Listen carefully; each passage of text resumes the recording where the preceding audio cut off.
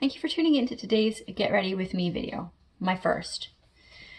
I'm going to try and post a Get Ready With Me video every other Monday, I think, at least at first. And you'll get to watch me doing parts of my morning routine, including doing my makeup or whatever face masks I'm trying out, that whole thing. And during that, I'll tell you I guess like stories about me or something that I heard or whatever, whatever's on my mind for that week. What you need to know is that I first wash my face with this daily facial cleanser. It doesn't have to be the CVS brand. I think this is like the CVS generic for Cetaphil. This is just the cleanser that I like. Whatever you like. So before I've started recording, this has always happened. Today I have a couple of these. Or try one of them. I think this one's probably going to smell better for today, so I think I'll use this one. So today I want to talk to you about abusive workplace environments. And it does smell really good, but oh, okay, there's pictures of grapes on it. That's probably where the fruity smell's coming from. Before I get too much farther into this, I just want to start by saying that you can absolutely find yourself in an abusive relationship with your employer and with your workplace. We usually only think of abuse being in romantic relationships. He has a lot to say. We usually only think of abuse being in romantic relationships, but you can find an abusive relationship in a friendship. You can find them in friendships, work relationships, family members. You can find abusive relationships with anybody in pretty much any type of relationship. So that's the first thing I want to kind of make clear, because in my story, I know there are going to be people who are going to immediately want to say that, well, you weren't dating them and all of that. Or worse yet, what happens most of the time, what most people tell themselves, no workplace is perfect. And that's true. No workplace is perfect. You're probably not always going to be in love with where you work. And that's true, and that's fine, and that's normal. But what happens is a lot of people who are, I would say specifically people who were born maybe 1980 and after, are probably not as familiar with what is considered a healthy workplace environment, because we have seen recessions, big changes in the economy, and obviously COVID and things like that. Plus, we're all, by the baby boomer,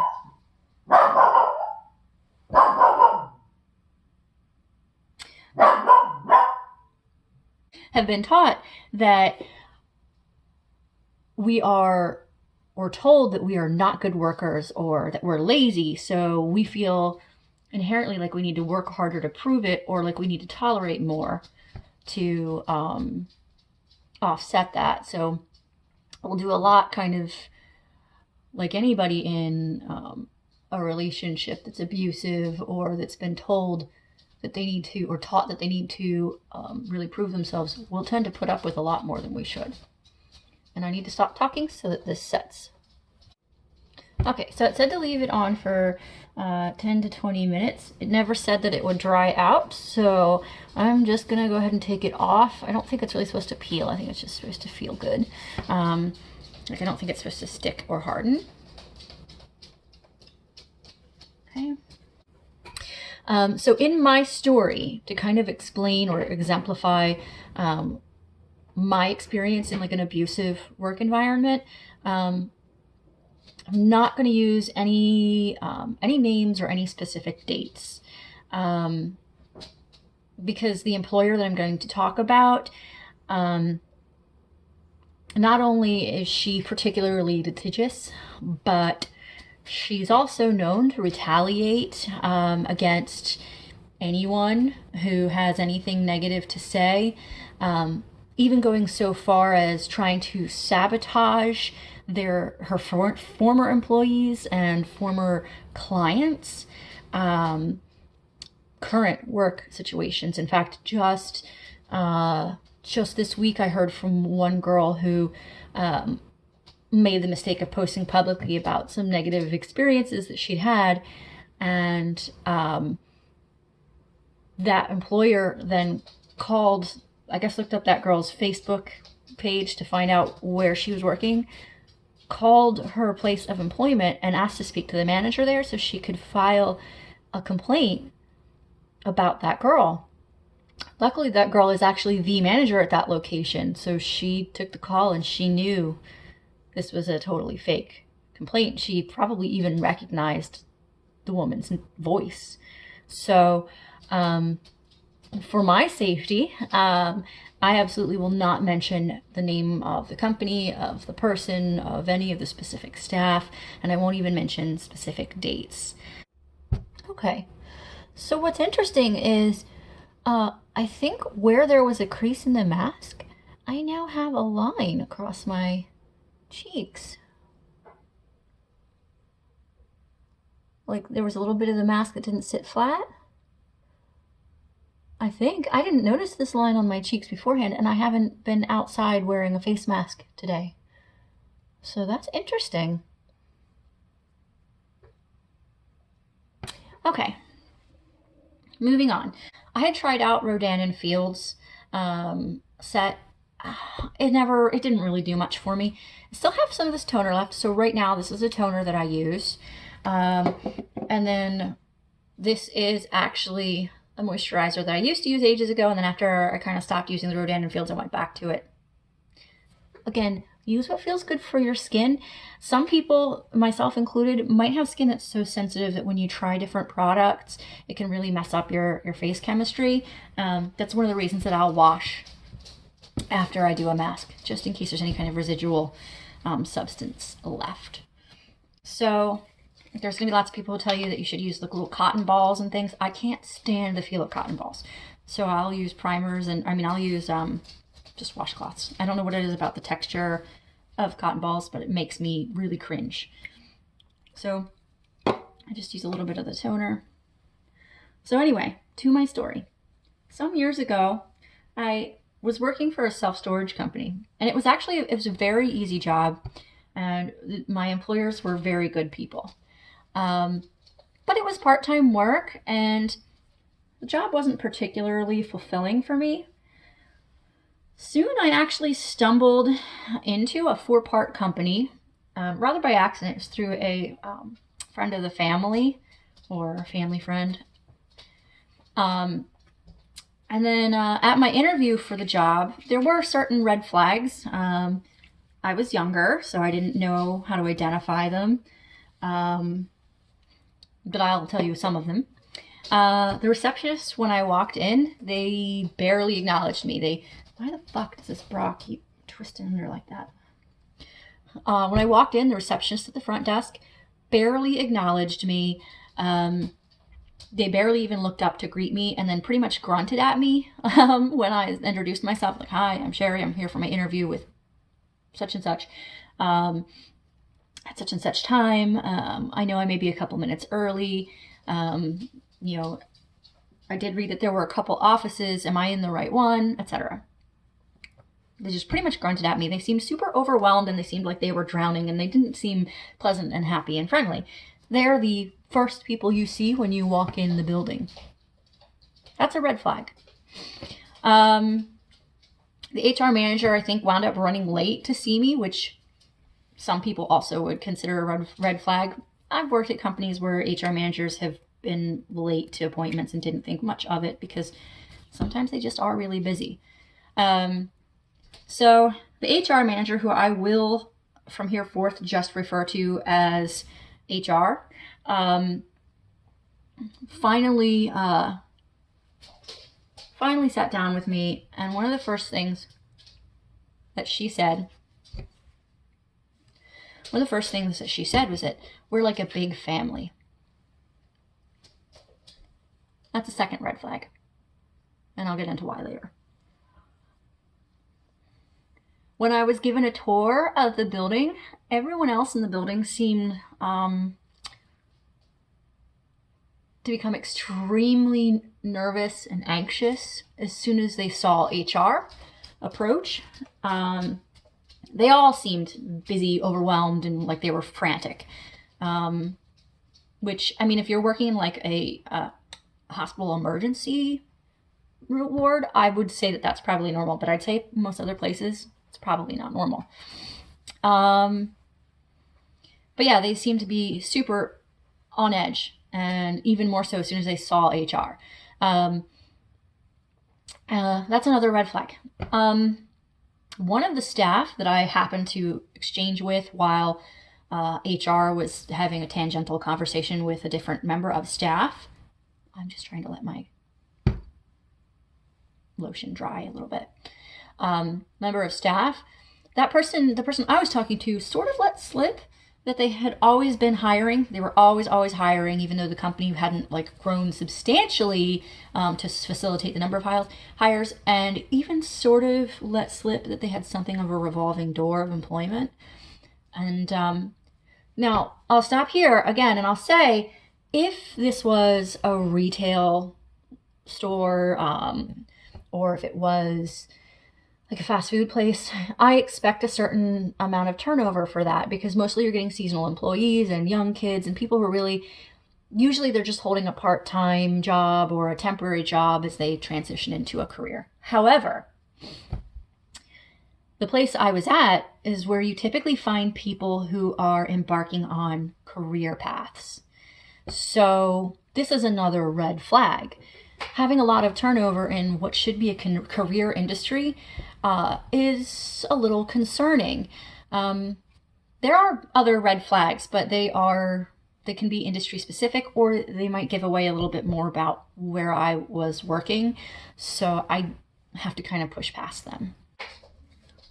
For the ease of communicating the company structure, technically it was a 4-part company in how it ran, but it actually was officially 4 separate companies.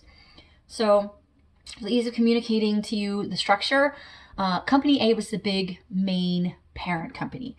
Company B was recently acquired and had very little staffing, and it was pretty much only those staff. There wasn't a lot of staffing overlap between the other companies and Company B.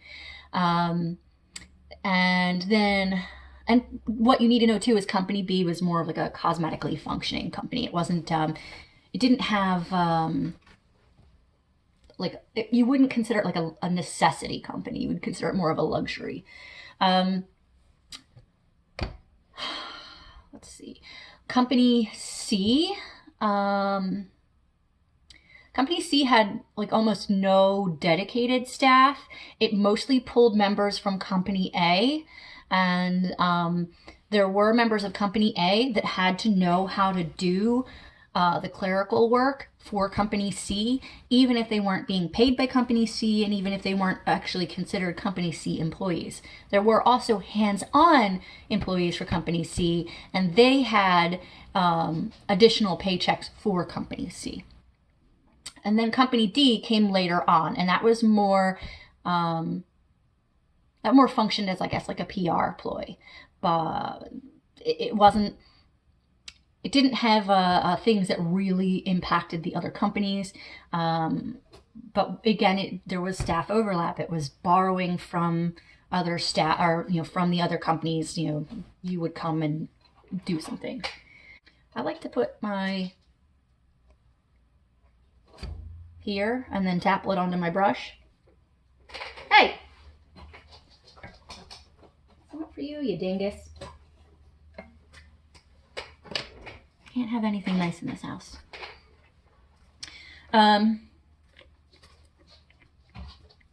I'm using this because I have it. It's old, but it's still fine.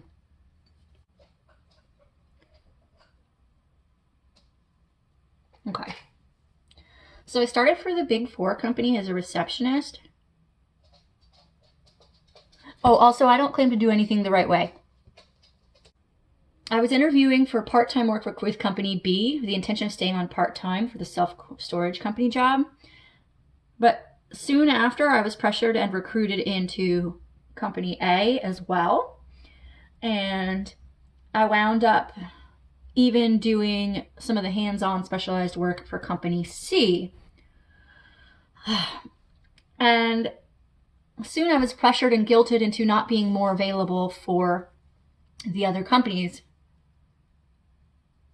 through the Big Four part company. So soon I wound up actually leaving the self-storage company entirely.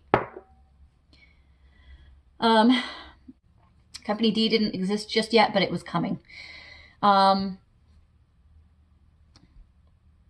eventually I was actually made a manager, and my duties branched across company A, company B, company C, and then when company D was born, my duties also included company D. My reception and hands-on technician work for the other companies, or for all of the companies, never stopped when I was made a manager. Those things were considered still part of my wheelhouse, but then I had to know how to do more. As soon as I accepted the task of working for company A, there was no longer any divide between any of my duties from one company to the next, nor between personal life and professional life.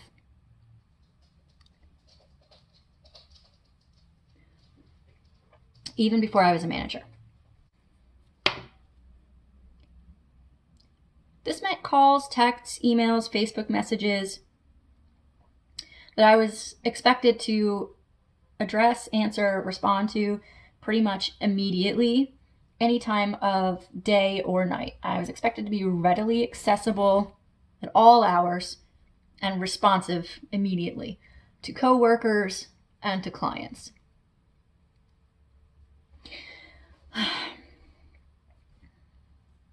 I received these contacts as early as 5 a.m. and as late as 2 a.m. Since there were technically 4 companies, I would be at work for anywhere from 12 to 18 hours a day, with a few occasions where I had even started my day at 7, even 6:30, and then hadn't returned home again until 2 a.m. the following day. I worked 5 to 7 days a week, so without fail. So I'm not talking about 3 long shifts a week and 4 days off. I got this in an Ipsy bag. Come on, focus.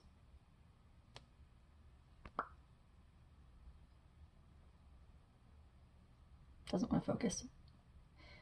I got this in an Ipsy bag. It's a slightly darker tone, so I actually use it as a bit of a bronzer.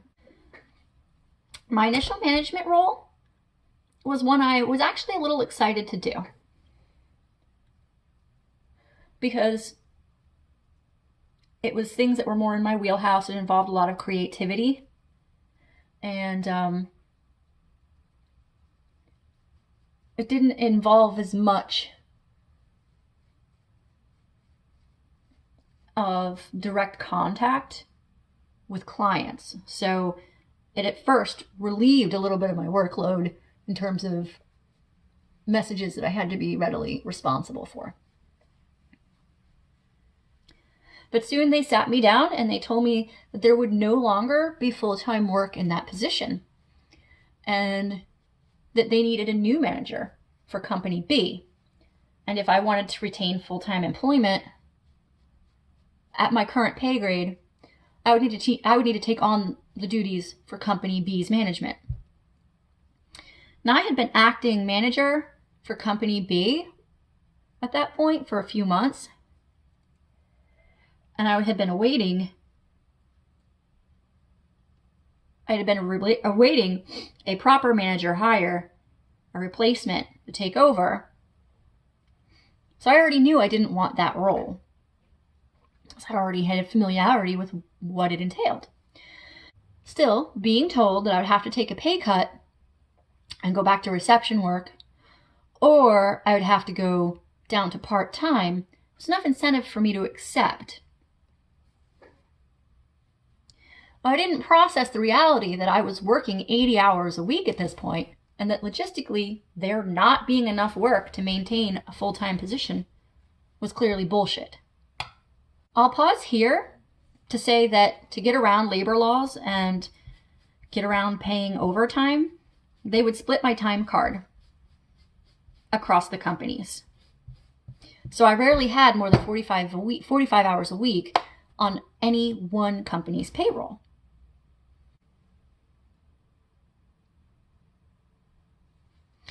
At some point, they got caught doing this.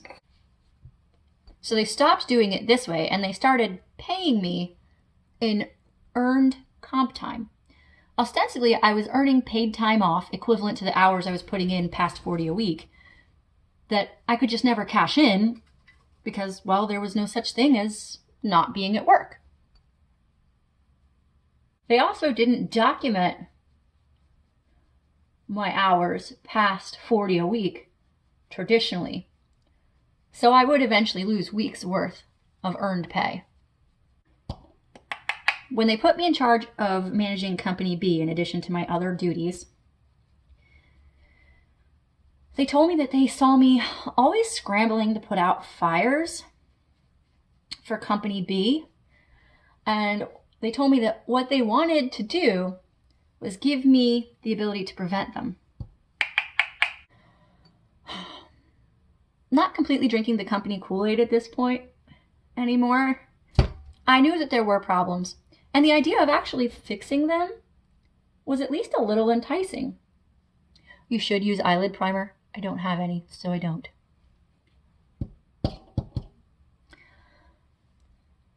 However, I soon found myself in the same little rut. I would identify a problem, I'd report it to upper management and to the owner, and ask for whatever was needed to address it, and then I'd be denied. No matter how much smaller the investment of time and money to prevent or address a problem early on would be than to fix it later, they'd always shut me down. Then I'd be forced to invest hours and presumably much more money to fix the problem when it became an absolute catastrophe. I love this. I paid a lot of money for it, I think. And then I dropped it and it shattered, but I still use it. I started seeing a therapist during this time. Now, I want to pause again and say that never in any of the years that I had seen therapists with any of the therapists I had seen, had they ever told me to make a huge life-altering decision or change in the first months of seeing them. It was mostly questions and self-discovery. Until Barb. I was only about 20 minutes into my first appointment with her, and she, I guess, having seen my phone ring and beep and chime for the entire duration of the visit, starting at I think like 7:45 a.m., and having watched me try to quickly field the issues that came my way so that I could get back to the appointment, she reached across the room, or the gap in the room. She put her hand on top of my hand as I was trying to text someone back. And she waited until my eyes met hers. And she said, "You need to get out of there." And I laughed and I'm like, "Oh, I know, no job is perfect," but, and then she interrupted me. And she said, "This is not normal. This is not healthy. You need to get out of there." I would ignore this repeated twice monthly advice for almost a year.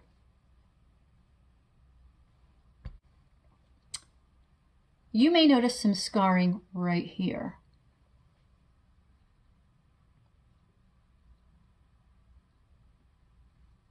Okay. During this time as a manager in a building where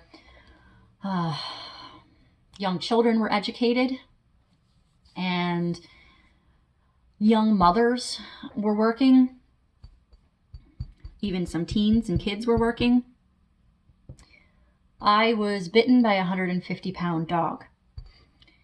I was taken to the nearest urgent care, was rushed there, which then immediately turned me away, and they sent me to the nearest ER, and they double checked to make sure that there was a plastic surgeon on staff there, because this was so severe. This was all hanging skin. This was just a flap.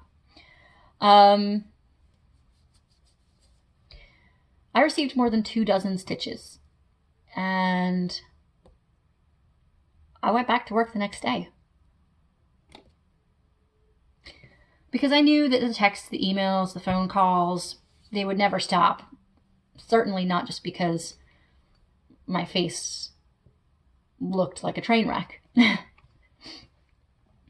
actually don't know how these are supposed to be used, but I find that the way you look after you put foundation and powder on is like a cake face, and I feel like this helps. So I use this end for the darker tones, and I'll use this tip for the lighter tones. I don't know how if that's how it's supposed to be done. Whenever I look in people's videos, I'm not really sure I understand their reasoning or their function. So I just kind of do what I'm doing and hope for the best. I had funerals that I asked family to schedule around my work schedule, asking them to pick days for the services that were on my least busy work days. And I had weddings that I'd request off for in advance. I would make step-by-step playbooks for what to do for every possible scenario and part out different types of problems to different members of management in my absence. Still, I received constant communications from the owner as well as other members of staff anytime I wasn't supposed to be at work. Everything was always urgent, but nothing ever really was. I had to leave weddings early. I had to step out of funerals in the middle of prayer. Friends and family members were extremely unhappy with me, and justifiably so. I'll pause again here to say also that I was and am married. And during this time with this 4-part company, I would see my husband for maybe 2 conscious hours a day, Monday through Friday. See, I'm not sure if I'm doing this blender thing right. This looks like shit. But I'd see my husband for maybe 2 conscious hours a day on Monday through Friday, and maybe 5 hours a day, Saturdays and Sundays. I didn't get married so I could have a roommate that I never saw. I got married because I wanted to spend the rest of my life with him. But I was spending all of my time at work, and all of my life at work. And miserably at that. The owner would ask you, and staff, I guess, would ask staff to come to her social gatherings, even offering time off from scheduled work if you would come, but mandating work if you would not. There were still people who'd been there for longer than I had who would choose not to come and would rather work. And I assumed it was because of the money, although in reality, they probably just didn't prefer to spend time with her. So my social life, if you could call it that, centered around work. I was asked to lie to subordinates, to clients, coworkers, all of that. I was asked to do things that were not in line with my own sense of self or integrity.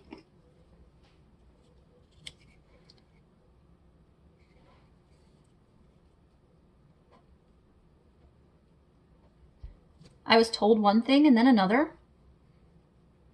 I would get written messages saying something specific and then sit down at meetings that would say something else.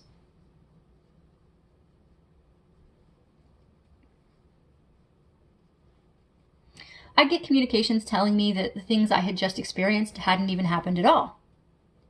What you need to know is there are too many instances of all of this to count. And what you need to know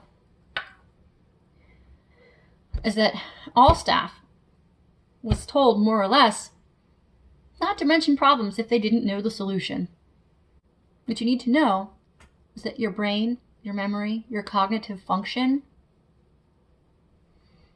under prolonged durations of extreme stress, anxiety, and depression can begin to suffer and decline.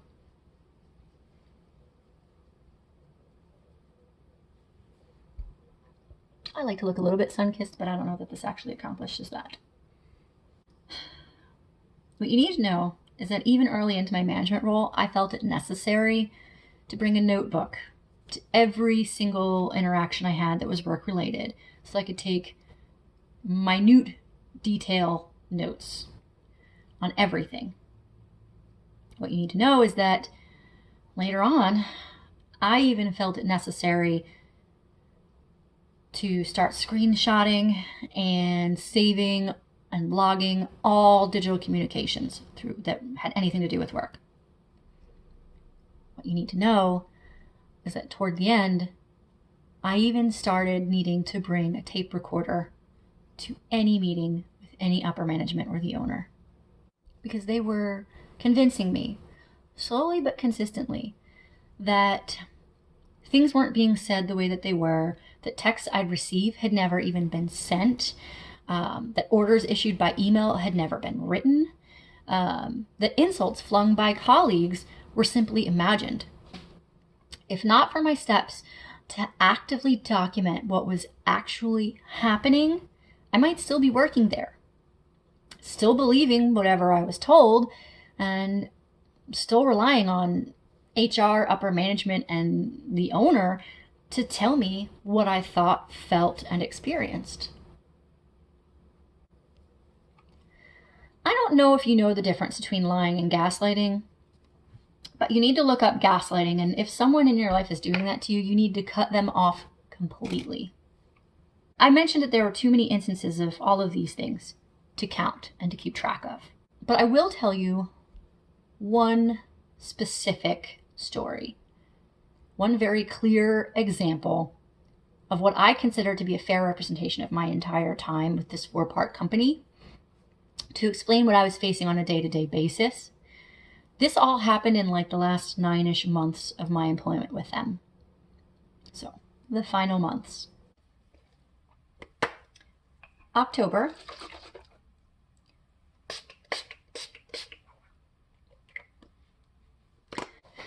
Nine months before I resigned. One of the girls who used the building where my office was spotted a rat inside the building. She reported it to me and the owner by group text, and I shared her displeasure. After all, we were in a building where young kids were regularly. We ate food in this building. We worked. We spent hours a day in this building. I don't know if that showed. At first, the owner said that my coworker must have been imagining things. But then more staff saw the rats. Then I saw rats. But we were all told we were imagining it. Or maybe it was one of the company's program animals escaped from their cages. I assured the owner that I had done head counts. The sightings kept occurring even while all the deliberately kept and owned animals were accounted for in cages.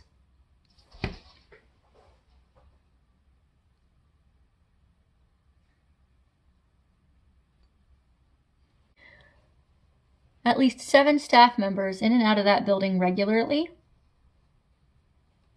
had multiple rat sightings, but we were all imagining it. By December, 7 months before I resigned, I was finding rat feces on my desk and in the rest of the building. Being a former owner of both pet mice and pet rat, I knew the difference between them, which is primarily, to the untrained eye, size, both of the bodies and of their fecal leavings. I messaged the owner pictures of the poop and said, the rats are becoming a genuine problem. They're pooping all over the building. They're getting into the containers of food that are meant for the deliberately kept animals for the program. They chewed through the wires in the basement ceiling over the weekend. They're probably doing that elsewhere because other lights are starting to flicker. And we tried replacing bulbs and that didn't fix it. They're causing problems, essentially. It was only a matter of time until one of the program's students saw a rat, or worse, one of the program's student parents saw a rat.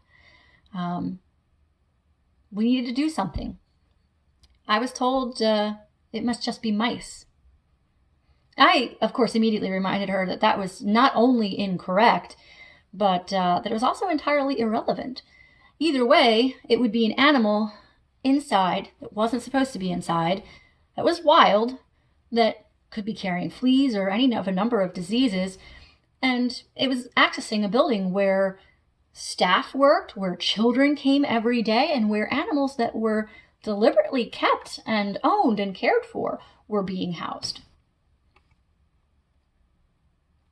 Children and animals that were entrusted to the owner's care were in this building, so we needed to get the wild animals out. In the next few months, the owner soon shifted tactics to more or less picks or it didn't happen. Now, I don't know if you know this, if you've ever tried, but it's very hard to get photographic evidence and proof of a quickly moving, semi-nocturnal prey animal that can squeeze into any of a number of small nooks and crannies. But eventually we did get video. Still, nothing. One night, late night or early morning, I can't remember, I got a phone call from the owner's husband. When I answered, he just yelled, "Holy shit, that was a huge fucking rat." And at this point I was numb. Yeah, I know. It's been raising its family since at least October in the building. All of us have seen it numerous times. It's shitting on my desk at night. It's eating the animal's food. The only people who don't believe that it exists are you and your wife. Now please do something about it. A cat was introduced for about 2 months. I accepted this as at least a show of passing interest in our well-being.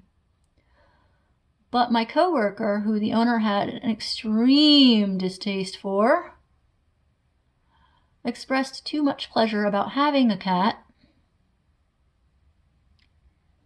and soon it was taken away, and the rats experienced a renaissance. Nothing more was done about the rats until the very beginning of May, about 3 months before I resigned. And then they put out kill traps in the building and poison in the yard.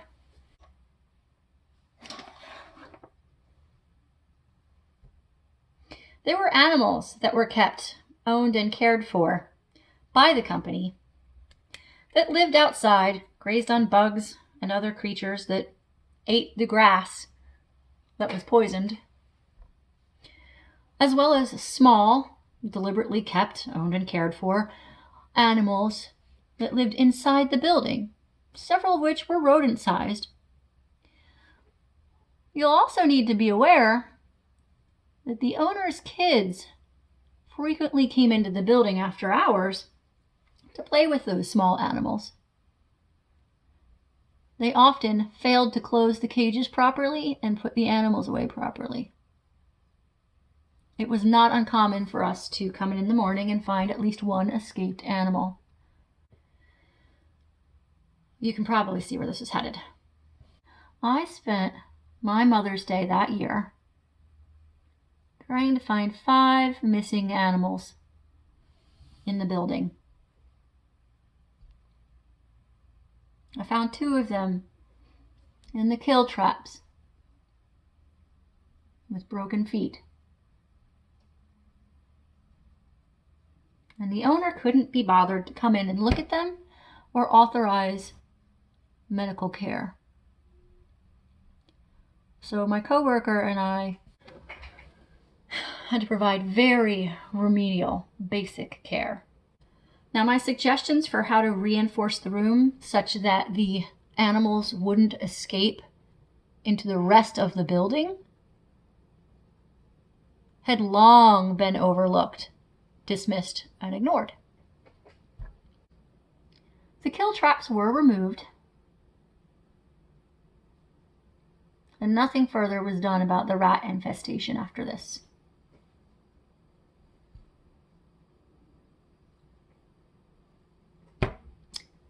The rats that died from the poison mostly died in the walls of the building.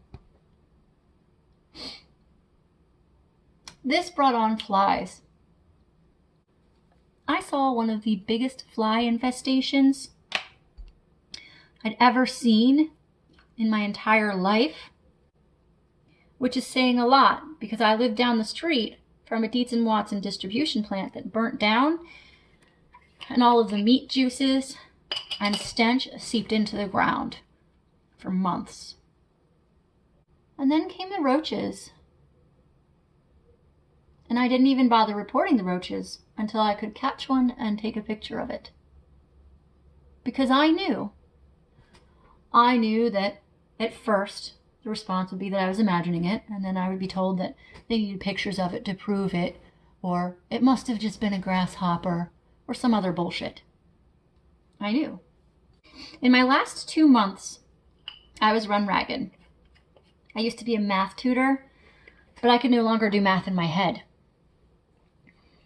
I had surgery in April and wasn't recovering as I should have been.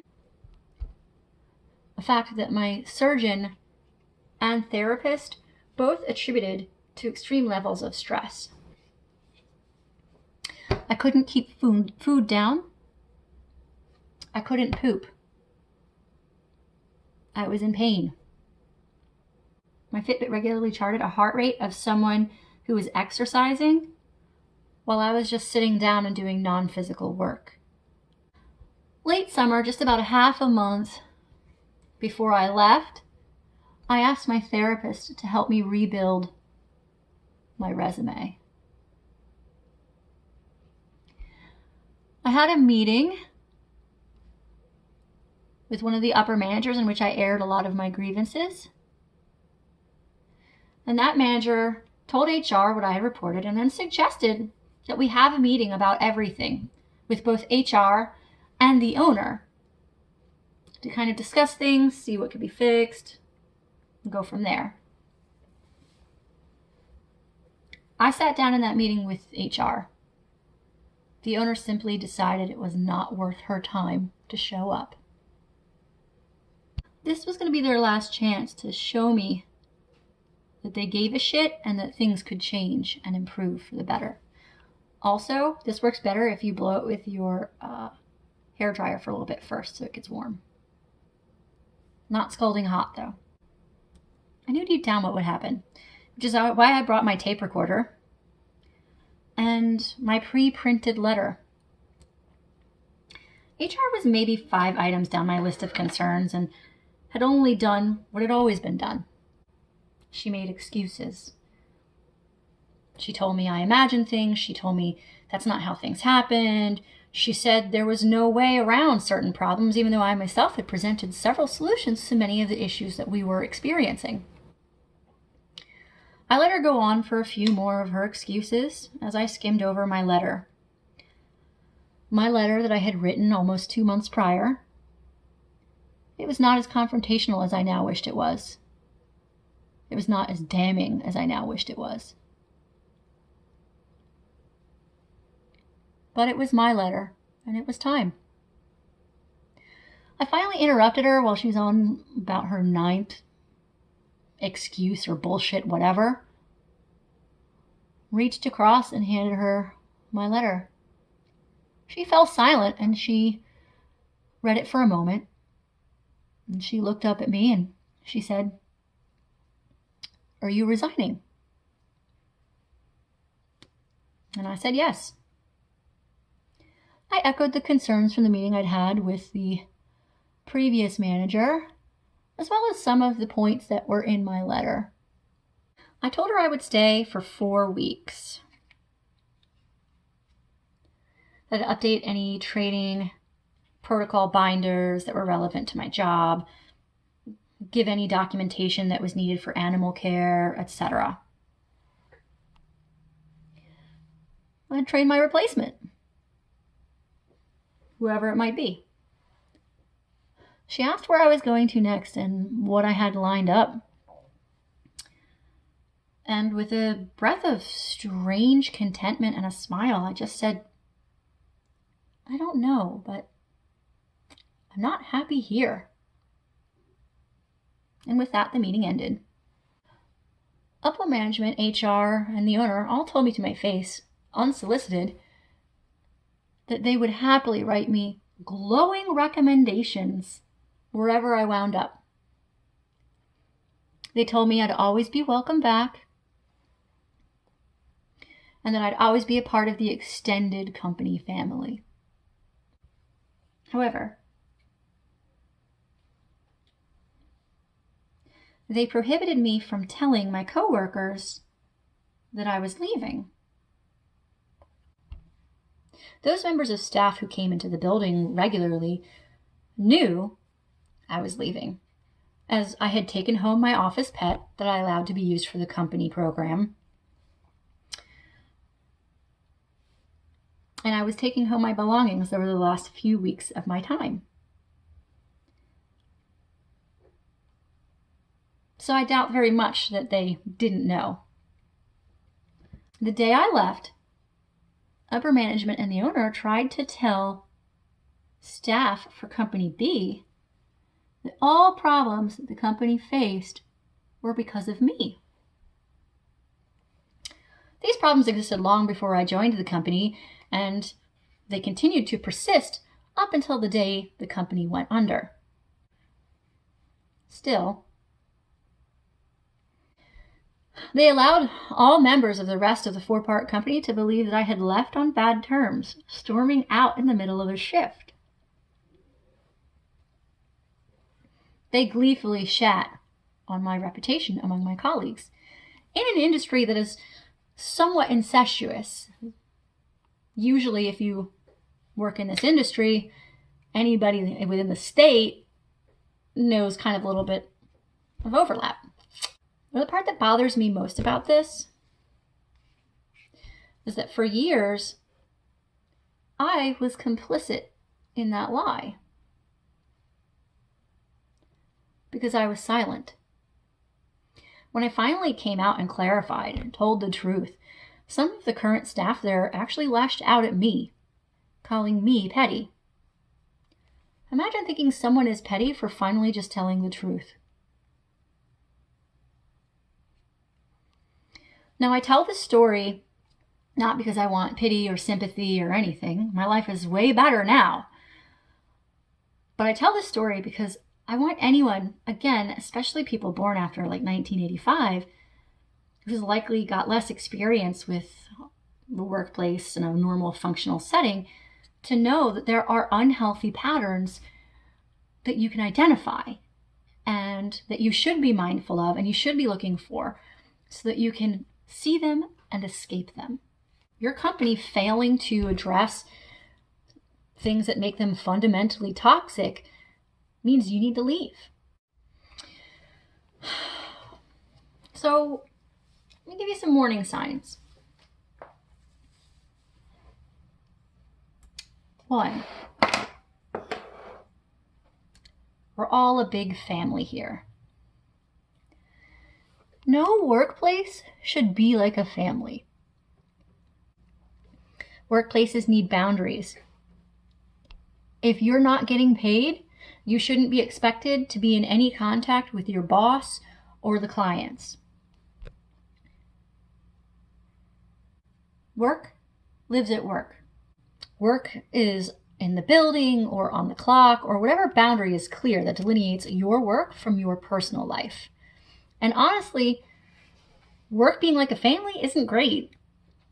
We all have at least one toxic relative that gets away with way too much bullshit just because they're family.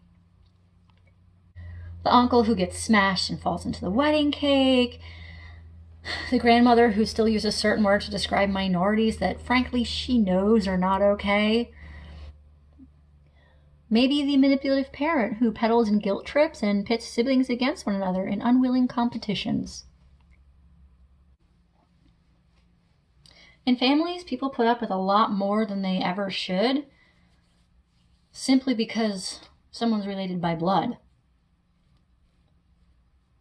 Now you're saying that work is like a family?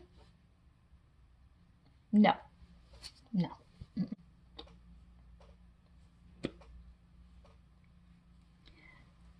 Isolation. Isolation can come in any of a number of forms. Expecting you to be readily accessible at all hours of the day and night, guilting you if you don't actively want to be at work, first and foremost above all else. Ridiculing people who want 9 to 5 work and want to have a clearly separate work life that doesn't spill over into personal life. Demanding your time and labor at all hours of the day, allowing and encouraging you to work 16-hour work days, 5 days or more a week. This ties into the boundaries thing in terms of being like a family, but it's work. You absolutely can love your work, but your work doesn't need to spill into your personal life.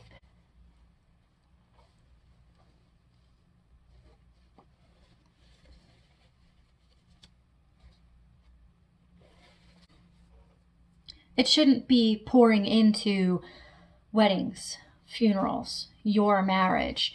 It shouldn't be cutting off and terminating your long-term friendships.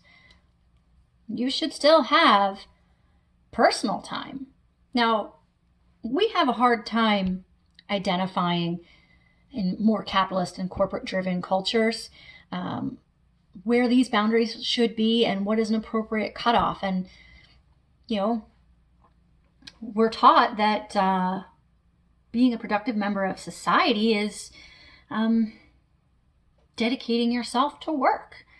It means willingness to go the extra mile. You'll have to define for yourself where these boundaries are, but you should still have them. And you should still have family and friends. You should still have personal time. You should still be able to go to the doctor, and you should still have time to say, recover from traumatic injuries or recover from surgery. You can't tell, but this is a Sephora lip thing. It all smudged off.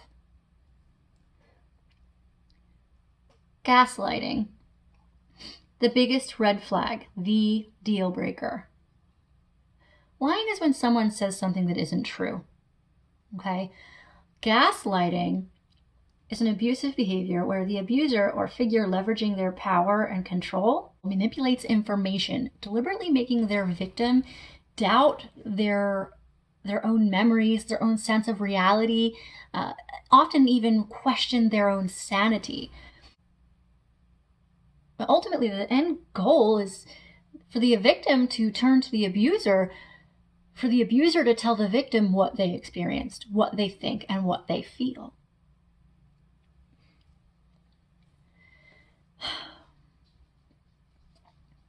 If you have someone in your life telling you that you did not experience something that you very much did, you need to cut them out of your life. They're probably gaslighting you. Shockingly, in my last month at this company, the owner even proudly boasted to me that she was very pleased with, and I quote, her ability to manipulate people. Asking you to lie, or don't tell anyone but. If someone tells you something and then asks you to keep it a secret, keep it to yourself, says you can't tell anyone else, particularly in a professional world, there are a few things happening here. First, they're likely not telling you the whole truth, and they don't want you to find out. They don't want you to know what the real truth is. Second is they're fabricating a false bond based on this perception of them trusting you above others enough to keep a secret. Often what comes on the heels of this is asking that you lie to others about it. Now you're complicit in their crime. Your moral values are compromised because you're not only keeping their secret, but you're lying to perpetuate it for them. More importantly, if you think that you're the only one they're doing this with, you're wrong. What lies are they having someone else tell you? What secrets are they making up about you? Threats. Now, in the workplace, threats tend to be a little bit more subtle. Some aren't, though. For me, it was, I need my inventory manager, but everyone else can be replaced, which was spoken to me by HR after I had spent 7 hours after my scheduled shift ended fixing a problem with inventory the night before, and then reported the issue to HR.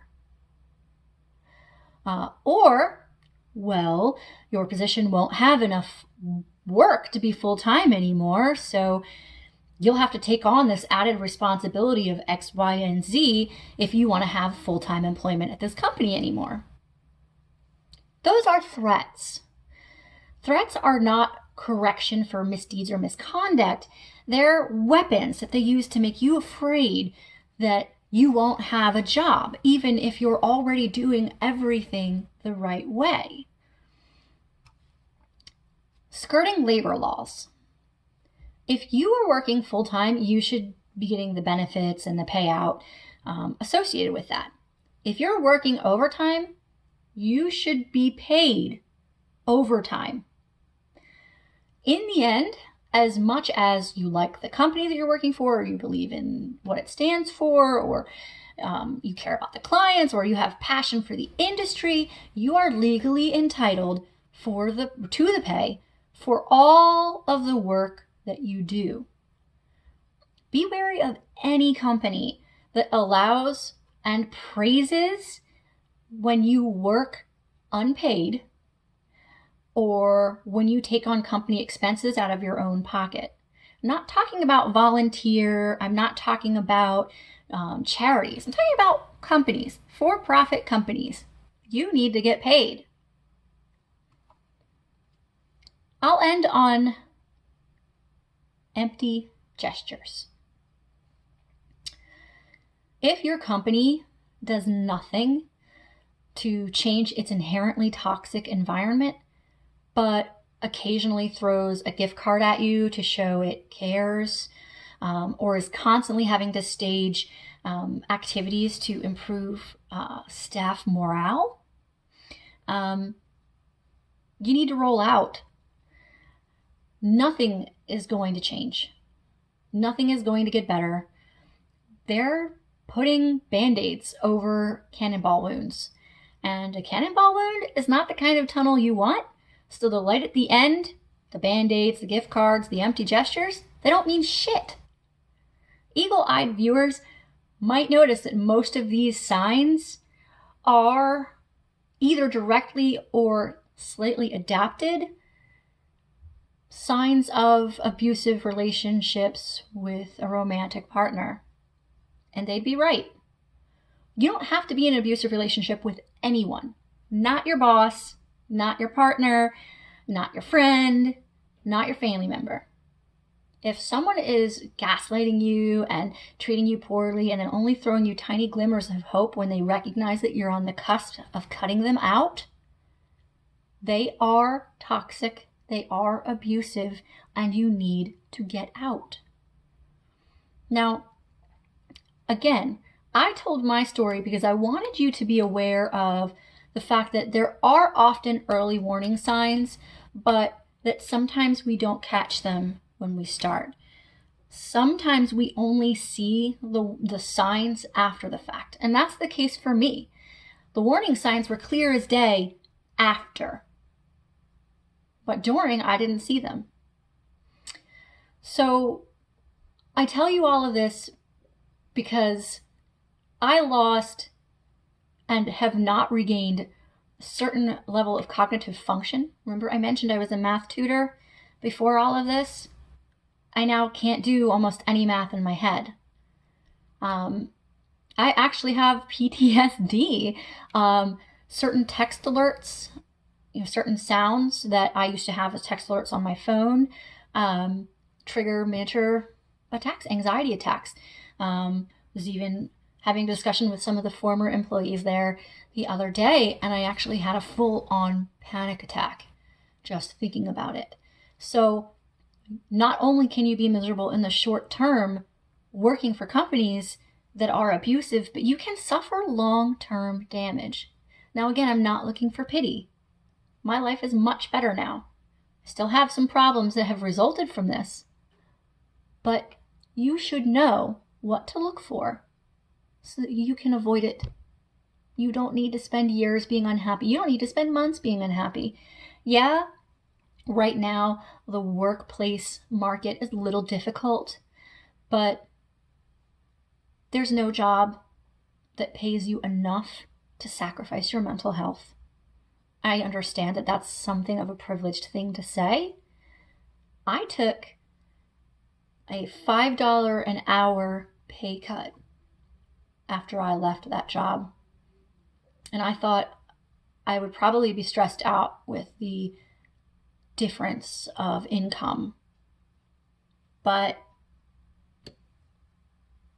in the end, just not having to deal with that work environment, I was much happier. You can be too.